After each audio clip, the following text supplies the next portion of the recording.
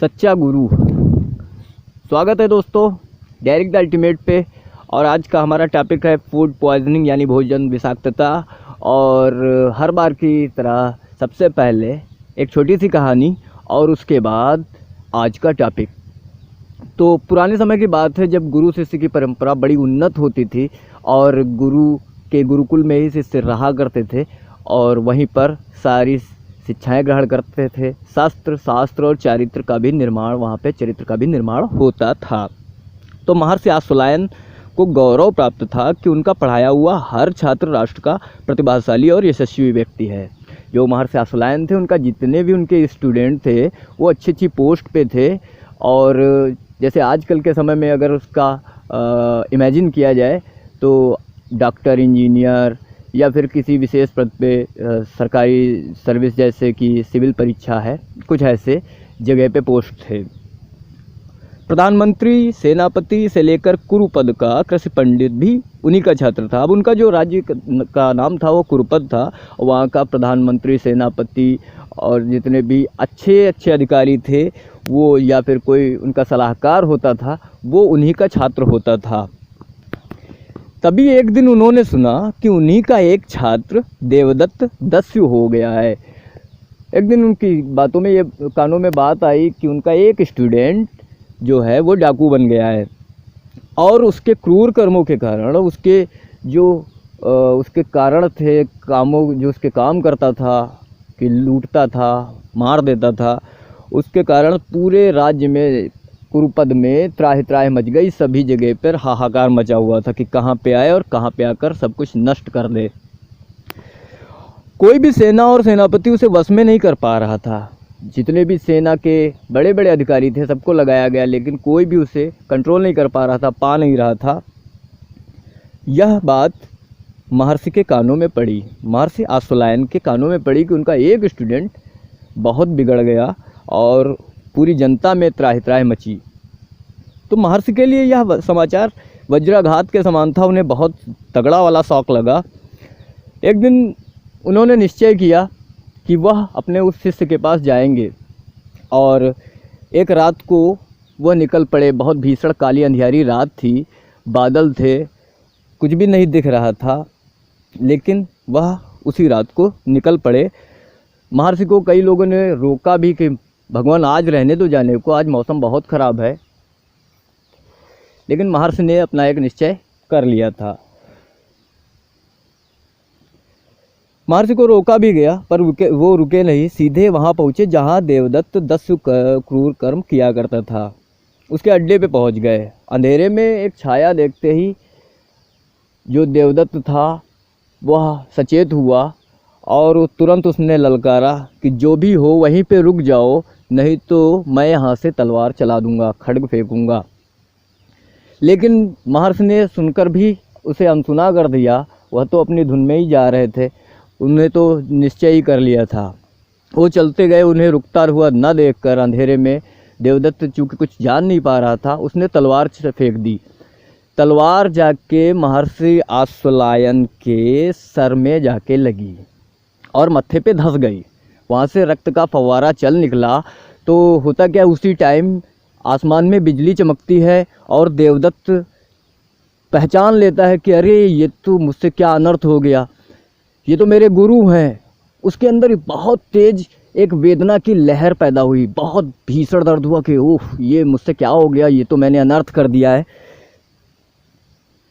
देवदत्त महर्षि को देखते ही महर्षि के चरणों में गिर पड़ा और बोला, गुरुदेव यह मुझसे क्या हो गया।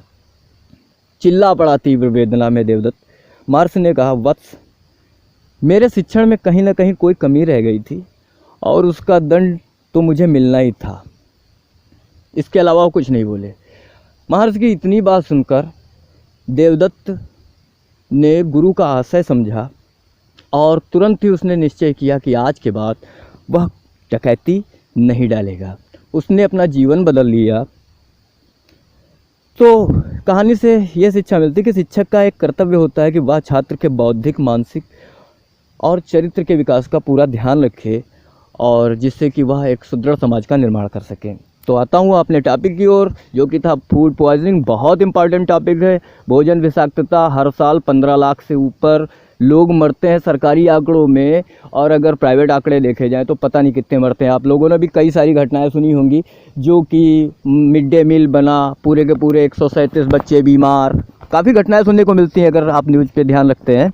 तो बहुत ही इंपॉर्टेंट टॉपिक है और इसको ध्यान से आप समझिए।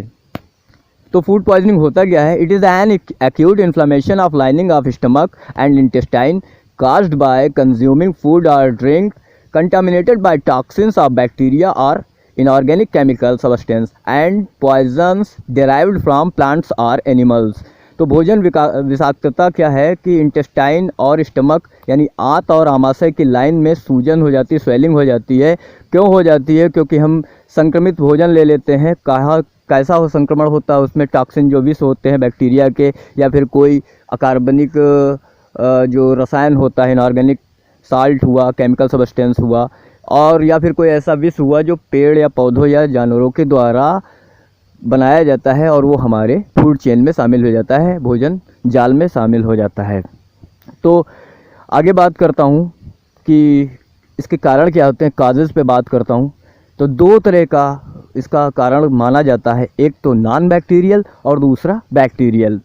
नॉन बैक्टीरियल की बात करता हूँ। It is caused by consuming poisonous mushroom और fruits and vegetables contaminated by high concentration of pesticides, fertilisers, arsenic, mercury etcetera.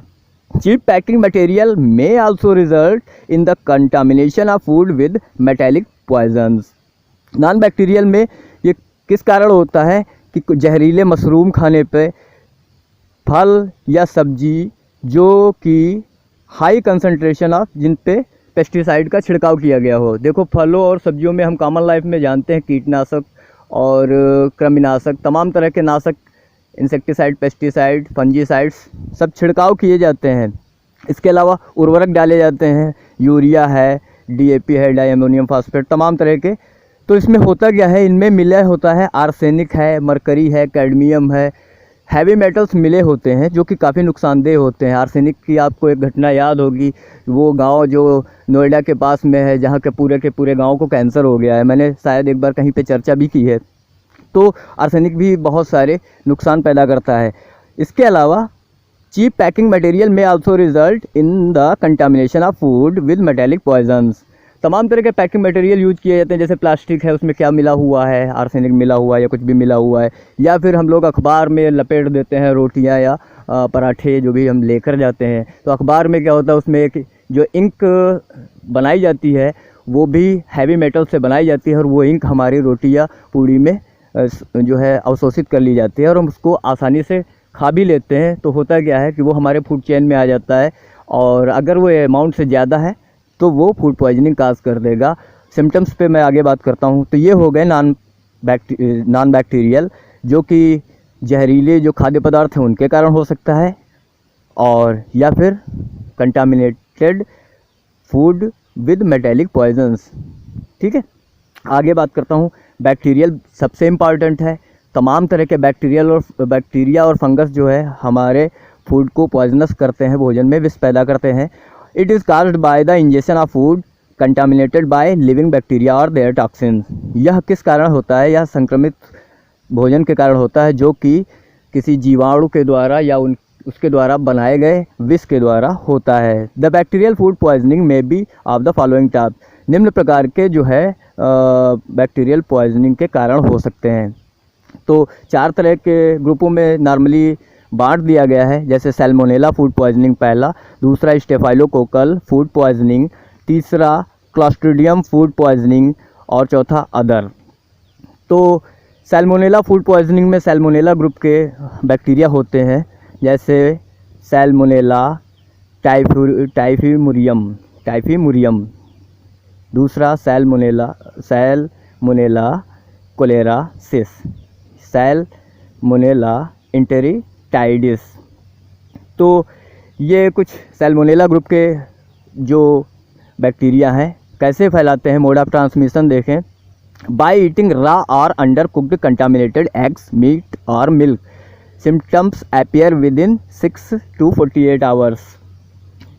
कच्चे और कम पकाए हुए अंडे या मांस या फिर दूध के द्वारा, कम उबाला गया दूध या कम पकाया गया मीट या फिर अंडा, जिसके कारण यह होता है किसका, सैल्मोनेला फूड पॉइजनिंग। और जो इसके लक्षण होते हैं appears within 6 to 48 hour, 6 से 48 घंटे में इसके लक्षण दिखाई पड़ते हैं। दूसरे पे आते हैं स्टेफाइलोकोकल फूड पॉइजनिंग। सबसे इम्पॉर्टेंट कह सकते हैं स्टेफाइलोकोकस ऑरस या एरियस नाम का जो बैक्टीरिया होता है, जिसके कि 5 विष देखे जा चुके हैं। अभी बहुत सारी चीज़ें खोजनी बाकी हैं, लेकिन स्टेफाइलोकोकस ऑरस का 5 विष देखे जा चुके हैं। और ये कैसे फैलाता है, by consuming contaminated salad, custard milk and milk products, pastries, poultries, eggs. Contaminated salad, जैसे सलाद जो यूज करते हैं अगर वह संक्रमित है, या फिर दही है, दूध है, या दूध के जो प्रोडक्ट होते हैं। इसके अलावा पेट्री है या पोल्ट्री फार्म के अंडे हैं, अगर वहाँ पे संक्रमण फैल चुका है तो उसके माध्यम से यह फैलते हैं। In most cases symptoms clear up with in 24 hours. और ज़्यादातर केसों में देखा जाता है कि 24 घंटे में लक्षण उत्पन्न हो जाते हैं। जैसे ही यह पहुँचता है हमारे इंटेस्टाइन में, वहीं से लक्षण दिखना शुरू हो जाते हैं। In some areas, this is the most common type of food poisoning and seems to arise from skin infections on the hands of those who handle food. बहुत जगह पे इसे देखा गया है कि यह बहुत ही साधारणतया मुख्य रूप से मिलने वाला फूड पॉइजनिंग का टाइप है। और ये कहाँ से फैलता है, कुछ लोगों के स्किन में इन्फेक्शन होता है हाथों में, और वो भोजन की सामग्री हैंडल करते हैं। जैसे हम शादी बारात में खाते हैं तो वहाँ पे पता नहीं कौन सा आदमी कैसे काट रहा है, हमें तो नहीं पता होता, हम तो उसे प्लेट में सजा हुआ देखते हैं, लेकिन उसके बैकग्राउंड में क्या है हम लोग कभी नहीं, कितने लोग झांकते हैं जहाँ पे हम लोग खाना खाने जाते हैं, वहाँ पे कितना हाइजीन का पालन किया जाता है, कितनी सफाई रखी जाती है। शायद कोई भी नहीं होगा, मुश्किल से 1% होगा, और जो भी होगा वो महान होगा मेरी समझ से।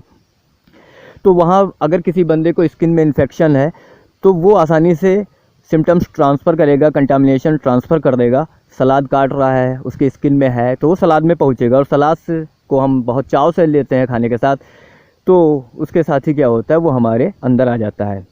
Onset of symptoms is 1 to 8 hours, 1 घंटे से 8 घंटे के अंदर ही इसके लक्षण दिखना शुरू हो जाते हैं। तो अब बात करता हूँ तीसरा, क्लॉस्ट्रीडियम फूड पॉइजनिंग। जो क्लॉस्ट्रीडियम ग्रुप है ये भी बहुत ही महत्वपूर्ण कहा जा सकता है। क्यों? क्योंकि 2 जो इसके जीनस होते हैं, क्लॉस्ट्रीडियम वेल्ची और क्लॉस्ट्रीडियम बोटुलिनम, जिसके 3 स्ट्रेन है ABE, क्लॉस्ट्रीडियम बोटुलिनम ABE। और ये जो बोटुलिनम है सबसे ज़्यादा कारण बना है अभी तक का फूड पॉइजनिंग का। तो बात करता हूँ मोड ऑफ ट्रांसमिशन का, कैसे फैलता है। It is the most dangerous type of food poisoning. जितने भी अपने यहाँ केस होते हैं, डेथ तक हो जाती है, बीमार हो जाते हैं, ज़्यादातर केसों में यही दिखाई पड़ता है। सबसे खतरनाक प्रकार है फूड पॉइजनिंग का। The organism is widely distributed in soil dust and the intestinal tract of animals and enters the food as spores. जो इसका ऑर्गेनिज्म है, खासतौर से क्लॉस्ट्रीडियम बोटुलिनम ABE, सबसे इम्पॉर्टेंट यही है। और ये धूल, मिट्टी, पानी, हर जगह पे इसके स्पोर्स फैले हुए होते हैं। साधारण आँखों पे नहीं दिखते हैं, क्योंकि बैक्टीरिया यूनिसेलुलर होता है, एक कोशिकीय होता है, आप लोगों को पता है, तो हम लोग उसे नंगी आँखों से नहीं देख सकते हैं। तो होता क्या है कि ये हर जगह पे फैले होते हैं। और जैसे इंटेस्टाइनल ट्रैक्ट ऑफ एनिमल्स, जो आहार नाल होती है जानवरों की, उसमें भी ये फैले होते हैं। और कैसे हमारे भोजन में पहुंचते हैं, स्पोर की अवस्था में। स्पोर क्या होता है? Protein covering of bacteria. जब वो निष्क्रिय अवस्था में होता है तो उसे स्पोर कहते हैं। It occurs due consumption of improper preserved food, example home canned vegetables, smoked और pickled fish, homemade cheese and similar low acid foods. ये कहाँ पे और पैदा हो सकता है? It occurs due consumption of improper preserve food. कुछ चीज़ें हैं हम लोग अपने फ्रिज में सुरक्षित रख देते हैं, और फ्रिज में आप लोगों को पता है अगर सही से सफाई नहीं रखी जाती तो वहाँ पे तमाम तरह के फंगस वैसे ही उगाते हैं। तो इम्प्रॉपर प्रिजर्व फूड अगर हम सावधानी से उसे सुरक्षित नहीं रखते हैं तो उस भोजन आइटम से इसका ट्रांसमिशन होता, फैलाव होता है। जैसे कि हम सब्जियां रख देते हैं, रात भर बच गई, सुबह खाने के लिए फ्रिज में रख देते हैं, या फिर स्मोक्ड और पिकल्ड फिश पूरी तरीके से नहीं पकाई जाती है जो मछली, वो मछली हो गया, या घर में जो पनीर बनाया जाता है या दूध का जो भी आइटम बनाया जाता है और उसको फ्रिज में रख दिया जाता है, तो वहाँ से संक्रमण की संभावना बहुत ज़्यादा बढ़ जाती है। और ये सबसे ख़तरनाक टाइप का जो है इन्फेक्शन होता है, जो कि हो सकता है फूड पॉइजनिंग का कारण होता है। बात करता हूँ अदर्स की, अदर कॉस्टिव एजेंट। तो इसमें आते हैं स्ट्रेप्टोकोकस फिकैलिस और बैसिलस सीरस। देखिए ये भी कम खतरनाक नहीं होते हैं। बात करता हूँ मोड ऑफ ट्रांसमिशन की। It occurs due to consumption of improper preserve dairy product like curd, cheese etcetera.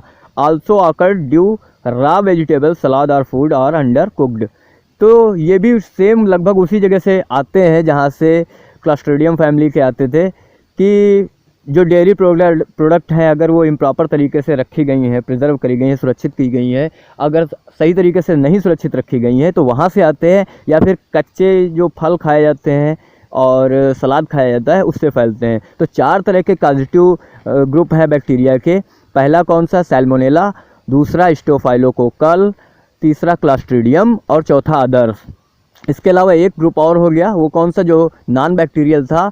तो उसमें कौन से आते हैं? हैवी मेटल्स आते हैं, lead, cadmium, arsenic, mercury etcetera. अब बात करता हूँ इंक्यूबेशन पीरियड की। इंक्यूबेशन पीरियड जो इसका होता है 6 to 48 आवर्स, 6 से 48 घंटे इसका इंक्यूबेशन पीरियड होता है, और उसके बाद ये अपने लक्षण दिखाता है। बात करता हूँ केमिकल सिम्टम्स की। तो feeling of Nazia and abdominal cramps followed by vomiting, diarrhoea, may be bloody, fever, chills and weakness. तो उल्टी महसूस हुआ करती है, क्रैम्प, मरोड़ जो है कहाँ पे? एब्डोमिनल, पेट के निचले हिस्से में मरोड़, जो कि उल्टी, जिसके बाद उल्टियाँ शुरू हो जाती हैं। और डायरिया, डायरिया में भी कैसी? मे बी ब्लडी, यानी जब आप संक्रमित होते हैं तो जो आप स्टूल आपका होगा वो ब्लडी होगा, उसमें खून आ रहा होगा, सीधा सा ये समझ लीजिए। इसके अलावा बुखार होता है, चिल्स, जाड़ा लगता है, और एंड वीकनेस, कमजोरी आती है। तो इसके लक्षण हो गए पेट में मरोड़, उल्टी, diarrhoea, fever, chills and weakness. ठीक है। प्रिवेंशन पे बात करता हूँ, कैसे इसे रोका जाता है। तो सबसे पहला कि फूड सैनिटेशन और पर्सनल हाइजीन। बात करता हूँ person suffering from infected wounds, boils, diarrhoea and throat infection should be excluded from food handling. ऐसा व्यक्ति जो कि संक्रमित है, काहे से? घाव से है, या फिर उसके दाने टाइप के कुछ निकले हुए हैं, या फिर उसके डायरिया है, या फिर उसके गले में कोई संक्रमण है, ऐसे व्यक्ति को तुरंत ही अपने जो खाद्य श्रृंखला है उससे बाहर कर दीजिए। उसे ऐसा कोई भी सामान हैंडल ना करने दीजिए, या उससे ऐसा कोई सामान ना लीजिए कि जो लगे कि हमारे भोजन को संक्रमित कर सके। यहाँ पे ध्यान देने वाली चीज़ है, जैसे हम लोग किसी रेस्टोरेंट में जाते हैं, वहाँ पे वेटर खाना लाता है, चलिए ठीक है, वहाँ पे भोजन जहाँ बनाया जाता है हम नहीं जा पाते हैं, लेकिन हम ये तो देख सकते हैं कि जो ला रहा है बंदा, उसकी चाल ढाल कैसी है, कहीं पे वो संक्रमित तो नहीं, उसके हाथ की तरफ हम लोग कितना ध्यान देते हैं। अगर नहीं भी देते हैं तो आज इस बारीक चीज़ को थोड़ा सा ध्यान दीजिए। जिस भी रेस्टोरेंट में या जहाँ भी आप खा रहे हैं, तो आप सिर्फ 30 सेकेंड निकालिए, पता करिए कि यहाँ पे खाने का जो मैन्युफैक्चरिंग डिपार्टमेंट है, यूनिट है, जहाँ पे खाना बनाया जाता है, वहाँ पे कितना फॉलो किया जाता है हाइजीन। और जो बंदे ला रहे हैं उनकी चाल ढाल से पता चल जाता है कि वो बीमार हैं या बीमार नहीं है। हमको ध्यान रखना पड़ेगा। इस सबसे बेहतर तरीका यही है कि हम जो चीज़ देख रहे हैं ना, इससे हमको लक्षण पता चल जाते हैं। नेक्स्ट है carefully wash your hands and clean dishes and utensils. अब जो भी बर्तन हम यूज कर रहे हैं, और अपने हाथ धोने का तो इस समय बहुत ही जागरूक किया गया है, लेकिन इसके अलावा जो भी बर्तन हम खा रहे हैं, जिनमें गिलास है या जो भी बर्तन है, तो उसको हम प्रॉपर तरीके से साफ़ करें। Don't place the cooked food back on the same plate that held the raw food. अब यहाँ पे समझ लीजिए, don't place the cooked food back on the same plate that held the raw food. उसी बर्तन में पका हुआ भोजन मत रखिए जिसमें आपने कच्ची अवस्था में उस भोजन को रखा था। कॉमन लाइफ में देखें कि रसोई में हम मान लीजिए किसी प्लेट में सब्जी काट रहे हैं और उसके बाद उसको हमने रख दिया, सब्जी तैयार हुई, हमने फिर उसी बर्तन में बिना धोए हुए अगर सब्जी पकी हुई रख दी तो निश्चित तौर पे संक्रमित होने के चांसेस बढ़ जाते हैं। Do not use food that have an unusual order और स्पॉइल्ड टेस्ट। अब कोई भी ऐसा खाना बिल्कुल मत खाइए जो कि अस्वाभाविक गंध और स्वाद दे रहा है। स्वाद के चक्कर में किसी भी चीज़ का जो एक निश्चित स्वाद होता है, अगर आपको उससे थोड़ा भी 19-20 लग रहा है तो आप मत खाइए। मेरे साथ इंसिडेंस हो चुका है एक बार झांसी में, तो मैं ज़रूर सलाह दूंगा कि आप ऐसा भोजन कतई ना करिए जिसका टेस्ट ज़रा सा भी बदला हुआ है। दूसरे पे आते हैं मीट इंस्पेक्शन। तो the food animal must be examined by veterinary staff before slaughter. खैर इसको फॉलो नहीं किया ही जाता अपने यहाँ तो ख़ास तौर से, कि जहाँ पे जानवरों का वध होता है, जो लोग मीट खाते हैं वहाँ पर जाकर कोई जानवरों का डॉक्टर या स्पेशलिस्ट जाए और उसको चेक करे कि यह जो है संक्रमित तो नहीं। कई बार ऐसे जानवर काट दिए जाते हैं जो पहले से संक्रमित हैं, उनको डायरिया ऑलरेडी है और उन्होंने, जो लोग खाते हैं इस चीज़ को समझ सकते हैं। खैर नेक्स्ट हूँ refrigeration. Promptly refrigerated food which is not be consumed immediately after preparation. जो अस्वाभाविक ढंग से ख़राब तरीके से फ्रिज में रखा गया है उसको तुरंत ही खाना नहीं चाहिए, उसका ऑब्जर्वेशन कर लिया जाना चाहिए कि ये है कैसा, सही है या गलत है। और refrigerator should be set around 4 degree centigrade. 4 degree centigrade पर हमें तापमान कम से कम 4 डिग्री सेंटीग्रेड तो होना ही चाहिए। हमारा घर में जो फ्रिज होता है, अगर फ़ारेनहाइट में बात करूं तो शायद 40 फ़ारेनहाइट जो टेम्परेचर होता है उस पे ही हमें अपने फ्रिज को चलाना चाहिए। चौथा है food samples from restaurant, messes, canteens etcetera should be taken from time to time for laboratory analysis. जो भी भोजन का सैंपल होता है उसको कहाँ से, रेस्टोरेंट और मेसेज से या कैंटीन से समय समय पर लिया जाना चाहिए प्रयोगशाला परीक्षण के लिए। आप लोगों ने अगर ध्यान दिया होगा तो होली के टाइम अक्सर करके जो है सरकारी एजेंसियां जो है सक्रिय हो जाती हैं। साल भर का तो मैं नहीं जानता हूं, लेकिन किसी त्यौहार के अड़ोस पड़ोस में सक्रिय हो जाती हैं और वो तब सैंपल उठाती हैं। कई बार मैंने दूध वालों को सड़क पे दूध नाते हुए देखा है। क्योंकि दूध वाले को पता है ना कि हमने इसमें क्या मिलाया है। खैर जो भी जैसा करता है उसका परिणाम उसे मिलता है। अब बात करता हूँ ट्रीटमेंट की। ट्रीटमेंट के बारे में, keep the patient in bed and give nothing by mouth as long as nausea and vomiting persist. पेशेंट को कुछ भी खाने को मत दीजिए जब तक उसे उल्टी या उल्टी जैसा माहौल उसे फील हो रहा है। क्या करते हैं, as the vomiting subsides give sips of some warm drink such as tea और गिव राइस वाटर। हाँ, जैसे ही मरीज को आराम मिलता है आप उसको गुनगुना पानी दे सकते हैं, चाय दे सकते हैं या चावल का पानी दे सकते हैं। In case of vomiting 5% dextrose and normal saline should be given from IV routes. अब यहाँ पे अगर उल्टी नहीं रुक रही है तो क्या करते हैं, 5% डेक्सट्रोज और नॉर्मल सलाइन का जो है एक मिक्सचर तैयार करते हैं, या आते हैं मार्केट में, और उसको हम IV रूट से देते हैं, इंट्रावेनस अंतःशिरा रूट से देते हैं। ठीक है। नेक्स्ट है कि अगर डायरिया भी साथ में बना है तो कोडीन फॉस्फेट, लोपेरामाइड और furazolidone may be use to control diarrhoea. अब अगर उसका डायरिया पेशेंट के लगातार है तो क्या करते हैं, कोडीन फॉस्फेट है या लोपेरामाइड है या फिर फ्यूराजोलिडोन है, वो देते हैं डायरिया कंट्रोल करने के लिए। एंटीबायोटिक्स की बात करूं तो मैं, antibiotics like ampicillin, ciprofloxacin, erythromycin, chloramphenicol etcetera में be use to control infection. अब ये चॉइस होती है, जो स्पेशलिस्ट है उसकी चॉइस होती है कि कौन सा एंटीबायोटिक वो यूज कर रहा है और किस तरीके के सिम्टम्स देख रहा है, और उसी के आधार पे वो एंटीबायोटिक सेलेक्ट करता है, जिसमें एम्पिसिलिन है, सिप्रोफ्लॉक्सासिन है, इरिथ्रोमाइसिन है, क्लोरामफेनिकोल है, और भी जिस ग्रुप का वो चाहता है उस ग्रुप का वो उसमें लगाता है। तो ये तो हो गई फूड पॉइजनिंग की बात। और फूड पॉइजनिंग हमारे कॉमन लाइफ में बहुत देखने को मिलता है। मैं उम्मीद करता हूँ कि आप जब भी कहीं पे खाने के लिए जाएं तो क्या खा रहे हैं, किस माहौल में खा रहे हैं और उस खाने में क्या हो सकता है, इस पे ज़रूर ध्यान रखिए, क्योंकि हम किसी भी बड़ी विपत्ति से बच सकते हैं थोड़ा सा ध्यान देकर, थोड़ा सा अपने पर नियंत्रण रख कर। तो उम्मीद है दोस्तों आप लोगों को मज़ा आया होगा, और जल्दी फिर मिलता हूँ एक नए टॉपिक के साथ। तब तक के लिए bye bye, have a great day, stay safe, stay fool, stay hungry, according to Steve jobs.